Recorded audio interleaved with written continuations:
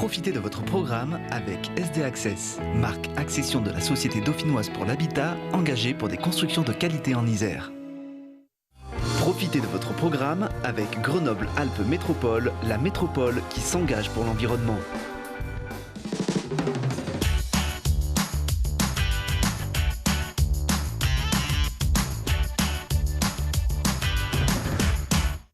Bonjour à tous, je suis ravie d'être avec vous dans ce numéro de 6 minutes environnement pour mettre en valeur les initiatives du territoire en faveur de l'écologie. Faire des économies pour faire passer le message de l'écologie. Selon un sondage OpinionWay, 71% des Français seraient prêts à baisser le chauffage chez eux en réponse à la crise énergétique. Au CHU Grenoble-Alpes, l'idée fait aussi son chemin pour cet hiver, d'autant que l'hôpital s'est lancé depuis quelques années déjà dans une démarche de développement durable. Arthur Glory. Le CHU prend de nouvelles mesures pour réduire son empreinte carbone. Alors que le bilan de 2018 du premier établissement de santé de l'Isère établissait ses émissions de gaz à effet de serre à 176 000 tonnes par an, le Chouga multiplie les actions pour l'environnement. Un engagement volontaire de la part de l'ensemble du personnel. On agit sur énormément de sujets différents. Nous avons une structure de gouvernance qui est organisée avec un copil, des groupes de travail, un plan d'action, des actions qui montent, qui redescendent, qui sont suivies. Nous avons à nouveau un chargé d'écologie, de développement durable qui va nous aider pour arriver à porter toutes ces actions. Et ce qu'il faut retenir, c'est qu'il y a une adhésion extrêmement forte de tous les professionnels du CHU et qu'on a vraiment envie d'aller beaucoup plus loin. Dès cet hiver, le CHU mettra en application son plan de maîtrise des températures de chauffage sur les recommandations du gouvernement. Mais d'autres actions ont déjà été mises en place, le remplacement de l'éclairage par des LED, le changement de lessive, le bio-nettoyage des sols ou encore le passage au biberon en verre dans les crèches permettent de faire des économies. Et des changements, il y en a aussi pour les soignants. Les anesthésistes par exemple devront limiter leur utilisation de gaz. On a 2 gaz qui permettent aux gens de rester endormis pendant l'opération. Donc un qui s'appelle le Sévorane, qui réchauffe 350 fois plus l'atmosphère que le CO2 et qui reste 1 an dans l'atmosphère. Et on a également un deuxième gaz qui s'appelle le Desflurane, qui réchauffe 3700 fois plus que le CO2 et qui reste 14 ans dans l'atmosphère. Donc tout notre travail, c'est d'essayer de faire changer les pratiques et de faire utiliser à nos collègues plutôt le Sévorane qui est moins polluant versus le Desflurane ou alors des produits intraveineux ou des alternatives comme de l'anesthésie loco-régionale. Déjà servi une fois par semaine au SELF depuis mai dernier, des repas végétariens seront proposés tous les midis. Des groupes de soignants réfléchissent aussi à rendre obligatoire des outils réutilisables. En moyenne, les établissements de santé représentent 3,5% de la production de déchets au niveau national, soit 700 000 tonnes par an. Le CHU, qui avait aussi participé à la semaine du développement durable et organisé à son tour un ramassage de déchets autour de l'hôpital Michalon. Et pas besoin d'aller à la campagne et encore moins dans les bois pour remplir son panier de champignons.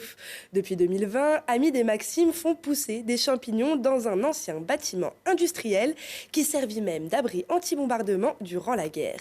C'est local et végé, Charlotte Faulkner. Pas besoin d'aller en forêt pour chercher des champignons. Chaque mois, Champiloup récolte pas moins de 600 kilos de champignons dans les cuves de la Frise à Hébin.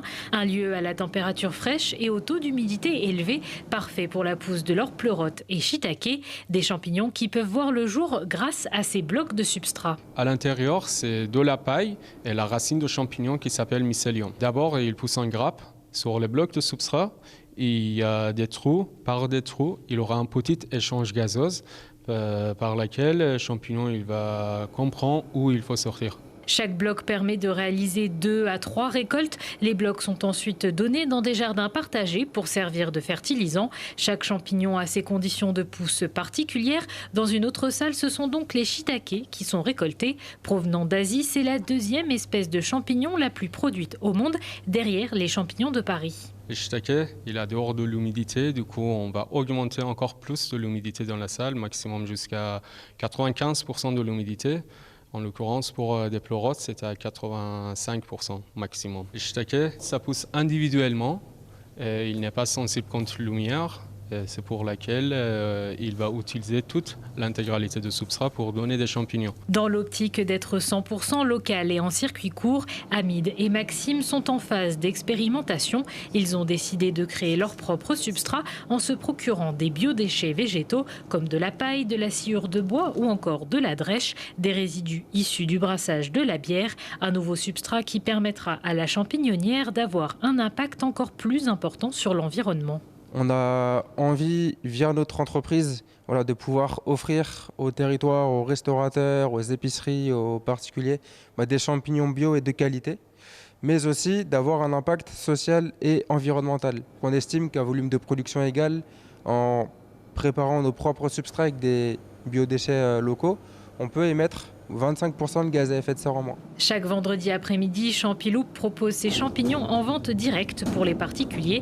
Elle approvisionne également les restaurants étoilés de l'agglomération comme la maison Haribert ou encore le Fantin-Latour. Et elle approvisionne également quelques épiceries spécialisées dans le bio et le local à Grenoble. Champiloup qui s'agrandira en 2023 en investissant le parking sous-sol Renaudie à Saint-Martin-d'Air. C'est la fin de ces 6 minutes environnement. Merci de nous avoir suivis. Rendez-vous chaque dimanche à 18h30. Excellente semaine à tous.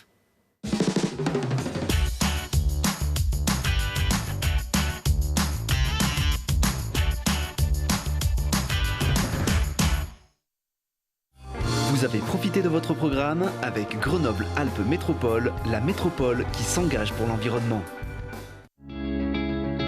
C'était votre programme avec SD Access, marque accession de la Société dauphinoise pour l'habitat, engagée pour des constructions de qualité en Isère.